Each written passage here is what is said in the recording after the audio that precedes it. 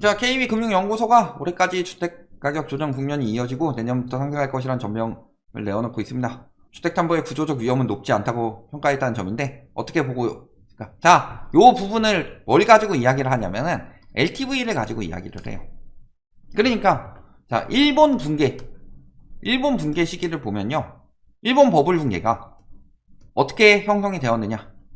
시작은 플라자 합의죠. 플라자 합의가 1985년에 플라자 호텔에서 시행해서 됐는데, 이때 200엔 정도 하던 것을 1달러에 100엔까지 절상시켜버리죠.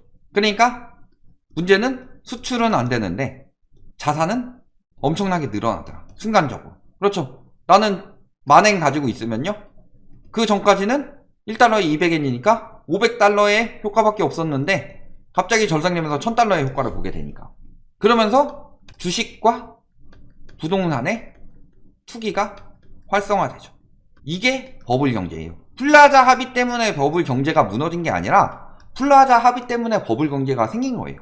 그러면서 이 시기에 일본 기업들의 자산이 순간적으로 엄청나게 불어나면서 세계 막 10대 기업에 일본 기업이 막 7개 들어가고 막 이런 식으로 진행이 됐다. 그런데 문제는 수출이 안 되죠.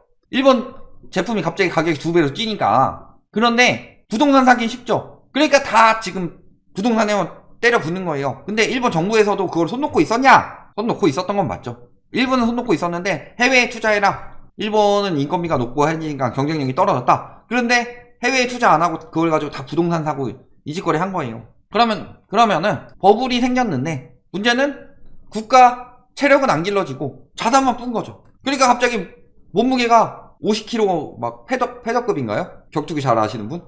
근데 갑자기 막 100kg 헤비급으로 불었어요. 근데 불었는데 요거를 이제 운동을 잘 하고 근육을 탄탄하게 갖춰가지고 헤비급으로 딱 올라가는 거랑, 벌크업을 하지 않고 살크업을 해가지고 둥실 해가지고 요코즈나 돼가지고 올라가는 거랑은 차원이 다르죠. 근데 일본은 그런 식으로 됐던 거예요. 그때 문제가 되었던 것이 LTV가 120%까지 내줬다, 땅에. 그러니까 10억짜리 땅이 있으면 여기에 대출이 12억이 껴있다는 거예요. 그렇기 때문에 굉장히 위험하다. 그렇죠? 그 다음에 미국 서브프라임 모기지 사태도 어떻게 터진 거예요? 높은 LTV로 인해서 높은 집값. 그러니까 집값이 계속 올라가니까 부족한 신용자에게도 돈을 마구 빌려줬더라. 이게 또 다시 높은 집값 부추겼고. 그런데 요즘 와서 하는 이야기, 이거 누가 했던 이야기랑 비슷하냐면요, 권모 교수도 이야기하셨고, 그 다음에 이분도 무슨 교수인데 이분은 완전히 그 우파죠. 근데 그런 이야기를 했어요. 우리나라는 문재인이가, 그렇죠, 그들은 정부라고도 안 하죠. 문재인이가 규제해서 집값 오름, 이딴 소리 하면서 집값이 떨어질 때 되니까 문재인 정부에서 규제로 인해서 LTV를 50% 수준으로 관리했기 때문에 안전합니다, 이딴 소리 하고 있는 거예요. 담보의 구조적 위험. 자, 우리나라에 솔직히 말씀드릴게요. LTV가 50% 수준이면은 담보의 구조적 위험은 적은 건 맞습니다. 그렇죠. 근데 우리나라 부동산의 구조적 문제는요, 담보의 구조적 위험이 문제가 아니다. 크게 두 가지가 있는데, 첫 번째는 요것을 그냥 LTV로만 본다면은 위험하지가 않는데 전세를 봐야 되죠. 그러니까 대출 받아서 집 산 사람들, 저희가 늘 말씀드리지만 영끌족보다 더 위험한 사람은 누구라고요?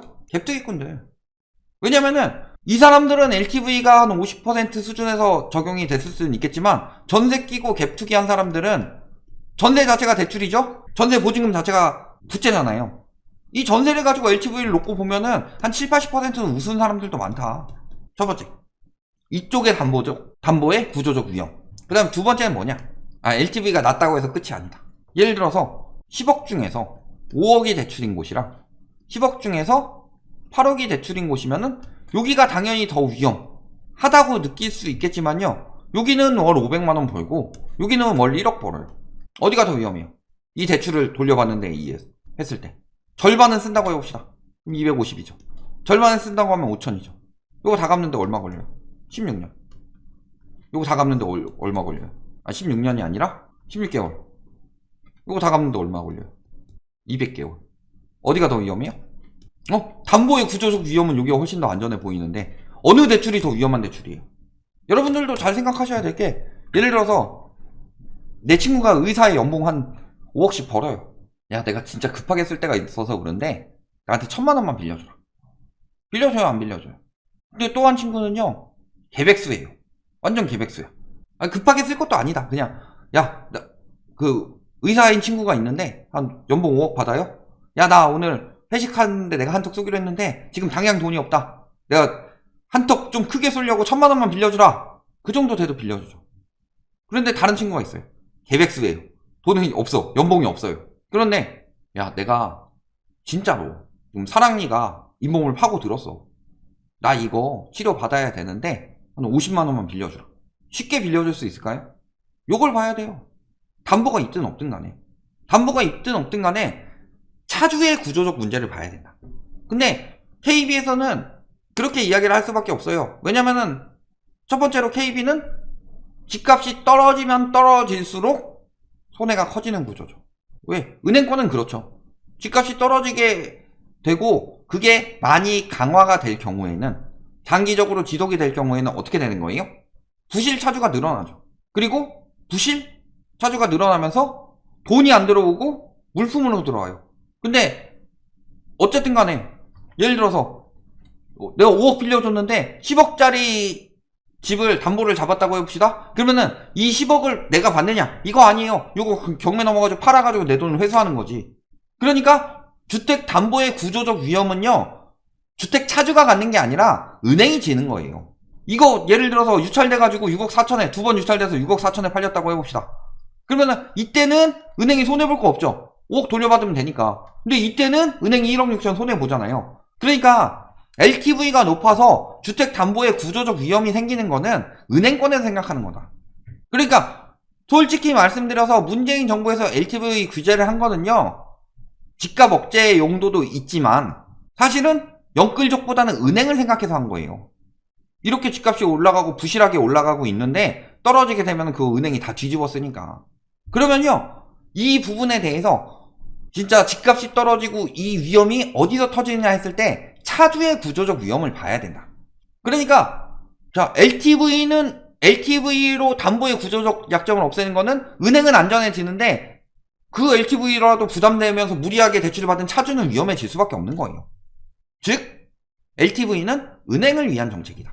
반대로 DSR 같은 경우에는 내가 아무리 대출을 많이 받고 싶어도 너 버는 게 그건데 대출 그만큼만 받아. 이게 장기적으로 차주를 안정시키는 정책이죠. 차주의 위험성을 사전에 차단하는 정책이다. 그래서 DSR이 더 중요한 정책이에요. 그런데 자, 봤을 때 DSR, 현재 주담대 차주의 DSR은 60% 정도라고 하죠. 근데 DSR 규제는 40% 정도예요. 즉 DSR을 받는 주담대 차주, 이 사람들은요, 내 집 마련 여력이 있는 중산층이라고 보면 되겠죠. 근데 이 중산층이 DSR 60%인데 나머지 집을 못 사는 무주택자들은 지금 집을 사게 되려면 DSR 한 적어도 60에서 한 70 정도는 받아야지 살 수 있겠죠. 그러니까 살 수 있는 여력이 없다는 거예요. 규제가 40%인데. 그러니까 그것에 맞게 소득 대비로 집값이 빠질 수밖에 없다는 소리다. 그러니까 미국이 코로나 터지기 전까지 거품이 왜 안 꼈냐. 그걸 생각을 해봐야 되겠죠. 아니 근데 잘 생각해보세요. 지금 금리 인상 심각합니다. 그렇기 때문에 DSR이 60%나 높은 거다. 금리 떨어지면 살 수 있지 않겠느냐. 2020년 기준으로도 50%대는 나왔어요. DSR의 태반은 이자도 있지만 원금이 태반이에요. 그러니까 조정 국면이 이어진다. 떨어지는 건 조정이라고 하고 올라가는 건 상승이라고 그래요. 반대로 왜 얘기 못해요? 하락 국면 이어지고 하락 멈추고 어느 정도 조정이 될 것이다. 이런 식으로 이야기할 수도 있는데 표현 자체가 저렇게 됐다는 게 어느 쪽에 지금 비중을 두고 본인은 어느 쪽이 정상적이라고 생각하는 거고 어느 쪽을 더 유리하게 생각하는 것이다. 이런 전망 자체가 다 나오는 거죠. KB 전망은 항상 그런 식으로 나왔고. 그래서 잘 보세요. KB 부자 보고서 봤을 때 부자 보고서 뭐 이런 것들 할 때도 보면은 부동산 자산 비중이 늘어났어요? 근데 집값이 작년 재작년에 20% 30% 뛰고 그랬었다고 그랬죠. 아니 20년 21년에 2배 뛴 것도 있고 못 뛰어도 한 20% 뛰고 그랬다는데 부동산 비중, 부자들의 부동산 비중은 3%밖에 늘지 않았습니다. 1%에서. 그렇다는 것은 올라가는 만큼 족족 팔고 있는데 가격이 올랐기 때문에 못 판 부분에 대해서 부동산 자산 비중이 늘어난 거죠. 이게 이런 식으로 해석이 안 되고 부동산 자산 비중을 늘리는 식으로 이야기하는 그 은행 보고서들이 몇 군데가 있었다. 그런 것처럼 항상 그런 식으로 생각하게 되려고 그래요. 왜냐면은 집값이 떨어지면은 아무래도 은행권에서는 부실 차주에 대한 부담이 커지기 때문에. 그렇죠. 그러니까 잘 생각하셔야 되는 건 뭐예요? 담보의 부실은, 담보의 구조적 위험, KB 말대로 그렇게 크지 않다. LTV를 잘 막아놨기 때문에. 물론 이 중에서 일부 LTV 규제대로 받은 사람들은 크지 않고, 그 외적으로 예를 들어 사업자를 내서 대출을 더 많이 받았다든가, 매매 사업자나 혹은 자영업 대출 같은 걸로 받았다든가, 혹은 외적으로 신용대출 받고 마이너스 통장 끼고 끌어 쓴다든가, 아니면 2금융 3금융 가가지고 사채 받는다, 이런 쪽은 굉장히 커지죠. 그러니까 구조적 위험 중에서 일부 찐 영끌족들, 이들은 사망이고, 진짜 LTV 50% 선에 맞춘 사람들은 그렇게 크진 않다. 다만 근데 요거를 통계로 냈어요. LTV 지금 전체 대출 주담대 차주해가지고 전체 평균 LTV에 대해서 통계를 낸 적이 있어요. KB 자체가 집값 통계를 내는 곳인데 늘 하는 이야기는 요거예요. 요거. 근데 핵심은 뭐예요? 아까 말씀드렸지만 대출은 결국에는 차주를 보고 빌려주는 건데 차주 부담이 너무 크다는 거예요. 미국 같은 경우 LTV가 우리나라보다 더 많이 풀어져 있다. 거기는 DSR이 시행이 되었기 때문에 LTV를 많이 풀 수 있었던 거고, 우리나라는 LTV를 그렇게 조정한 이유는 DSR이 없기 때문에요. LTV만 가지고 돈을 빌려주게 되면은 집값 계속 올릴 수 있어요. 그렇잖아요. 예를 들어 LTV가 90%다. 그러면은 여력의 10배로 집값을 올릴 수가 있다. 예를 들어 여력이 1억이면요 10억짜리 집을 살 수가 있죠. 여력이 2억이면은 20억짜리 집을 살 수가 있어요.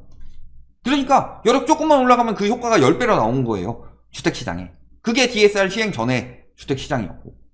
근데 DSR 시행 뒤에 왜 사람들이 집을 못 사요? 거래량 사랑한다 하는데 왜 아직도 거래량 개박살일까요? 그 가격에 살 수 있는 여력이 안 돼서 그런 거예요. 대출을 끼더라도. 그러니까 내가 이 집을 샀어요?